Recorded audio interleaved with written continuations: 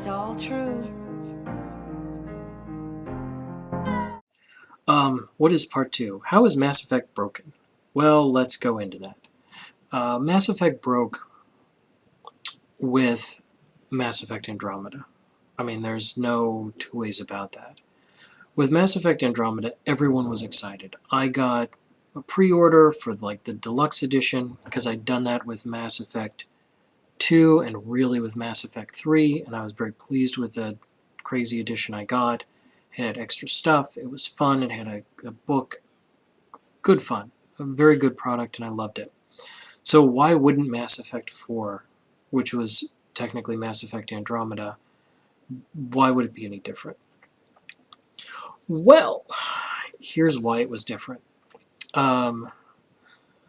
Briefly, I got the game and I started to notice that while all of the Mass Effect games have dialogue that's a little cringy, that's a little silly, that's jokes that don't quite land, or just stuff that's just plain goofy, all in all, the writing is very good. I mean, the parts that are weak are funny because they're a bit different.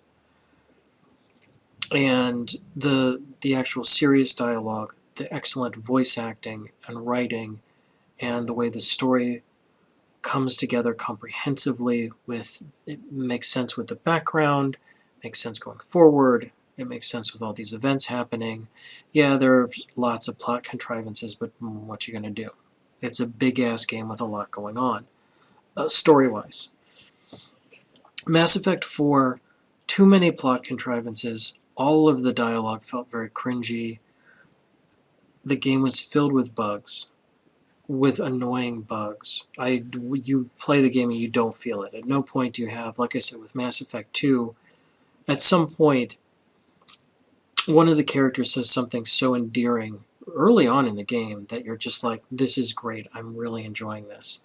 Andromeda never did that for me. At no point I'm playing it, and I stopped playing it. Didn't get to the end. I was just getting more and more frustrated with it. I wasn't enjoying the writing. The strongest aspect that I named in the Mass Effect trilogy was the characters and the characterization, and I hated the characters. I didn't initially hate them, but they just kept grating on me, and they were presented as awesome.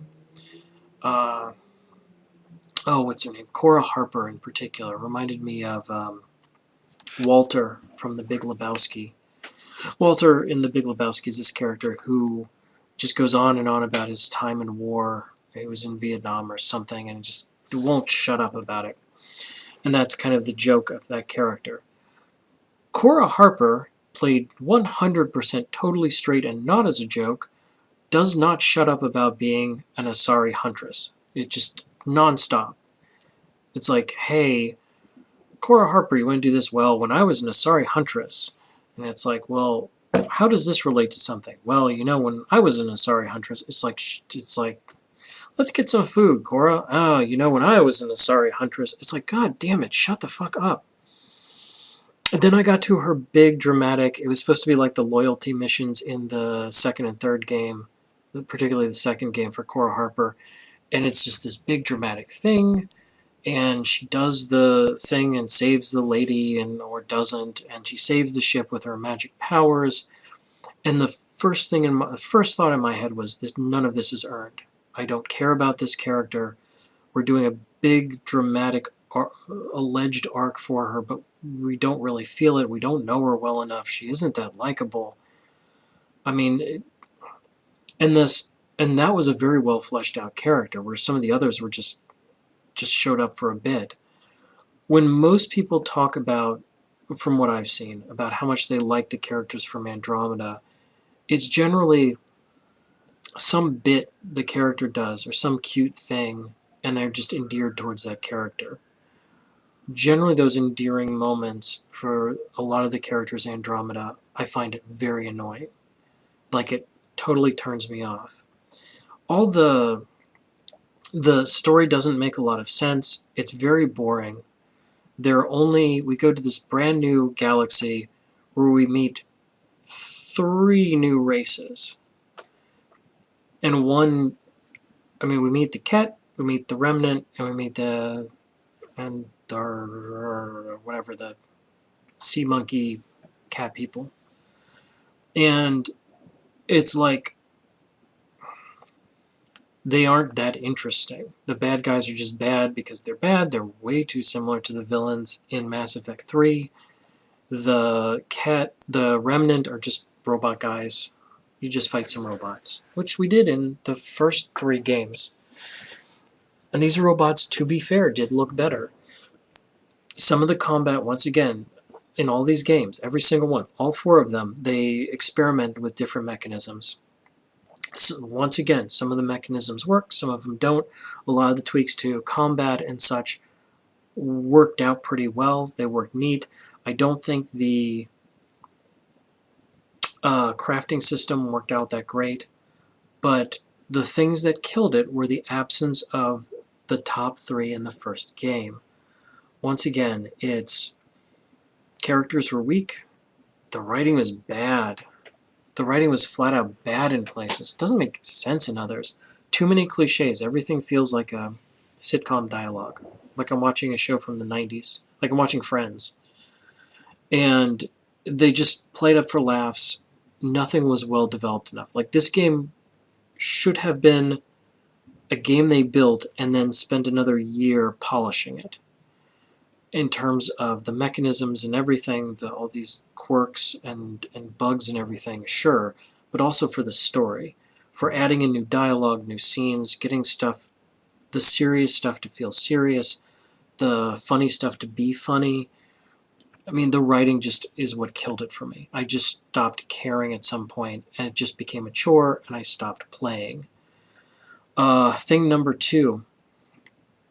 The world building. Well, the world building was terrible. It was the same setting you had before, only all the cool worlds and everything are gone.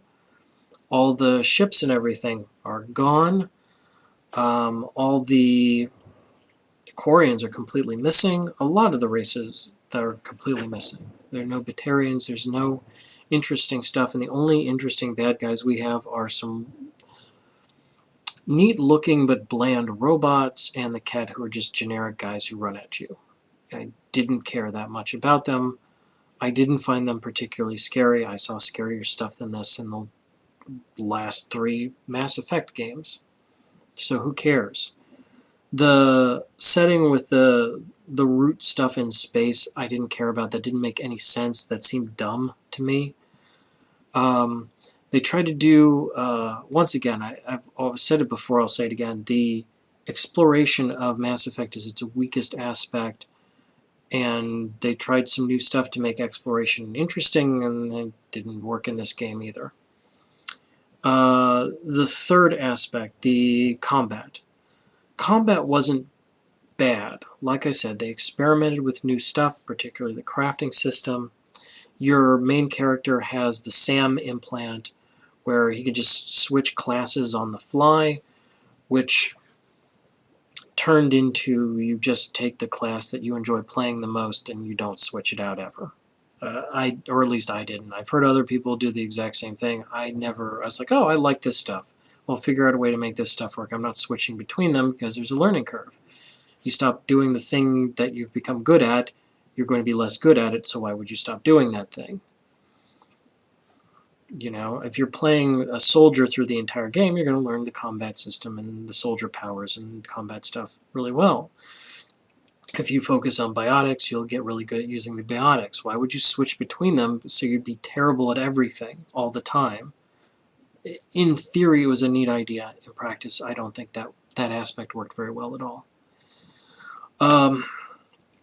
So the Mass Effect games are games. They're AAA games. That is to say, it's a big, huge game that you spend like $70 on, and then so that we're just not trying to ride that big nut for like 5 years during the development cycle, there's DLCs that you get so that the game stretches out the money, that you pay them more. And there is no DLCs for Andromeda because it's not that good. They knew right away this was failing. They cut the head off and just stopped right there. There really isn't much else to it. All of those aspects combined to just make a boring ass game. Not a terrible game, because like a terrible game is still funny for the sake of being terrible, but boring is murder. Once something's boring, you're done. Boring games. Very briefly, from what I understand, what had happened is BioWare in particular has had a very tumultuous development cycle, not just for their Mass Effect Andromeda, but for a lot of the games that they've done, where they just push people much too far, don't have a coherent vision until much too late in the development cycle, and then kind of rush things out, putting enormous pressure on the designers, writers, and so on. In the past, they've gotten it to work. More recently, with Andromeda, they did not.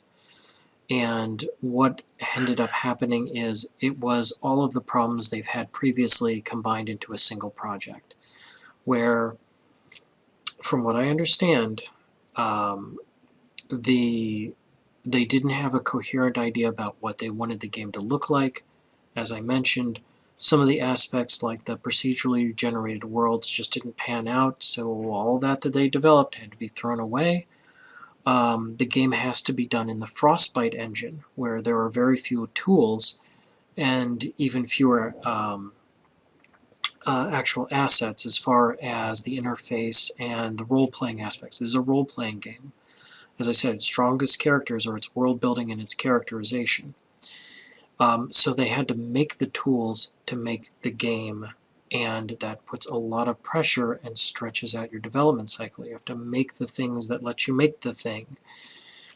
Not enough time to do it, not enough vision. People started to get pulled from the game early.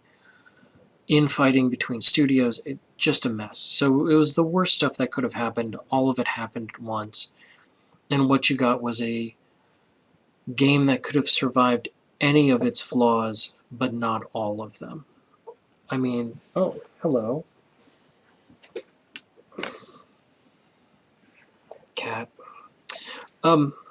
So what had happened is you had a game that was poorly written, you have a game that didn't look very good. Parts of it looked very good, but most of it, especially the facial animations, looked terrible. It just didn't come together well. It had a lot of problems, and you can't forgive all of them. So studio goodwill was kind of used up a bit. Anthem, which is a whole nother thing, a whole separate game that had its own problems, used up the last of the goodwill that studio had earned. Everyone who we loved as a creator had pretty much left the studio. So that's what killed. That's why the Mass Effect franchise is kind of broken. Like, the faith in it is very low, and it has the problem of where do you go? How do you make it work? What do you do? And I had some thoughts on that, and that's why I'm doing these videos. So let's see where we go.